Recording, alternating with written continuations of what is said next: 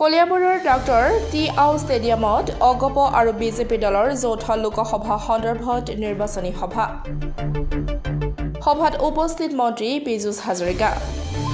উপস্থিত আছে কাজিৰঙা লোকসভা সমষ্টিৰ মিত্ৰজোঁটৰ সমৰ্থিত প্ৰাৰ্থী কামাখ্যা প্ৰসাদ দাসৰ লগতে কেবিনেট মন্ত্ৰী কেশৱ মহন্ত। গোলাঘাটলৈ নিৰ্বাচনী প্ৰচাৰৰ বাবে গৈ থকা অৱস্থাত অগপ বিজেপি মিত্ৰজোঁটৰ যৌথ সভাত মন্ত্ৰী পীযুষ হাজৰিকাৰ হঠাৎ পদৰ্পণ। কলিয়াবৰৰ আৱেগ জড়িত থকা কলং খননৰ কাম এমাহৰ ভিতৰত আৰম্ভ হ'ব। গৌৰৱ গগৈ যোৰহাটত ১.৫ লাখ ভোটত পৰাজয় হ'ব, সেইবাবে গৌৰৱ গগৈৰ খং উঠিছে। কাজিৰঙা লোকসভা সমষ্টিৰ ডাবল প্লাছ পাব।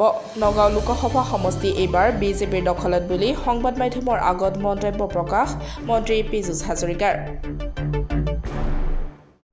অহা মাহৰ পৰা কলংখন খান্দিবলৈকে থিৰাং কৰিছোঁ। কেশৱ মহন্ত ডাঙৰীয়াৰ দিনতেই জলসম্পদ বিভাগে এখন ড্ৰেজাৰ কিনিছিলে। আমাৰ বিভিন্ন জেগাত সেই ড্ৰেজাৰখনে নদী খননৰ কাম চলাই আহিছে। বৰ্তমান সেই ড্ৰেজাৰখন জৰাখৰ নদীত আছে। আমাৰ তেজপুৰত জৰাখৰ নদীত আছে। সেইখনে আমি মই ৰাজহুৱাকৈ ক'ব খোজা নাছিলোঁ, আপোনালোকে সোধাৰ কাৰণেহে কৈছোঁ। ইলেকশ্যন চলি আছে, উদ্যোগ কণ্ডাক্টৰৰ সময়ত ক'ব নাপায়।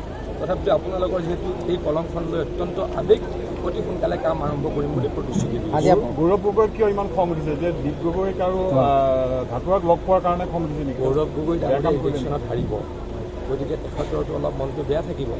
যিহেতু তেখেত ১৩ৰ পৰা ২ লাখ ভোটৰ ব্যৱধানত হাৰাটো কনফাৰ্ম, গতিকে তেখেতৰ মনটো অলপ বেয়া লাগি থাকিব আৰু বহুদিনলৈকে তেওঁ সংসদীয় ৰাজনীতিৰ পৰা আঁতৰি থাকিব লাগিব। গতিকে নিশ্চয়কৈ খং উঠাটো তেখেতৰ স্বাভাৱিক।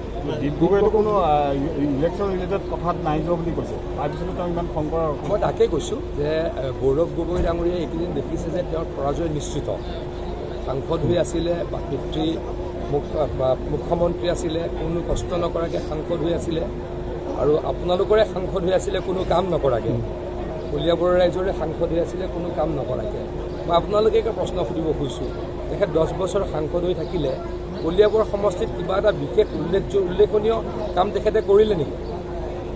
মই ইমান নাজানো, আপোনালোকৰ পৰা জানিব খুজিছোঁ যে গৌৰৱ গগৈ ডাঙৰীয়াই 10 বছৰত এইটো উল্লেখনীয় কাম কলিয়াবৰ সমষ্টিৰ কাৰণে কৰিলে, অমুক ঠাইত কৰিলে, কিবা আছে নেকি? মই আপোনালোকৰ পৰা জানিব খুজিছোঁ। মোৰ বোধৰে নাই। গতিকে কাম নকৰাকৈ তেওঁ দিন পাৰ কৰিছিল, এইবাৰ তেখেতে হাৰিব, গতিকে তেখেতৰ খং উঠাটো স্বাভাৱিক। নগাঁও লোকসভা কি হ'ব? নগাঁও লোকসভা খুব ভাল হ'ব। এই মুহূৰ্তত সকলোৱে ভোট দিব। আমি ভাবিব নোৱাৰা ধৰণে ধিং, ৰূপহী, লাহৰীঘাটৰ ৰাইজে সুৰেশ বৰা ডাঙৰীয়াক আঁকোৱালি লৈছে আৰু ৰহা, নগাঁও, জাগিৰোড, মৰিগাঁৱৰ ৰাইজেতো যথেষ্ট সংখ্যক ভোট দিব। গতিকে নগাঁও লোকসভাটো আমাৰ জিকাটো নিশ্চয়কৈ খাটাং হৈছে। কাজিৰঙাত 2গৰাকী আদিবাসী সম্প্ৰদায়ৰ লোক হ'ল, এই ক্ষেত্ৰত কামাখ্যাত আছে মানে বহুত ভোটত জিকিব, সেইটোত কোনো ছেকেণ্ড নহয়। এইটো সমষ্টি আমাৰ ডাবল প্লাছ সমষ্টি, এইটো সমষ্টি বহু ভোটত আমি জিকিম। দীপ গগৈক চক্ৰান্তমূলকভাৱে আপোনালোকে নিব পাৰে।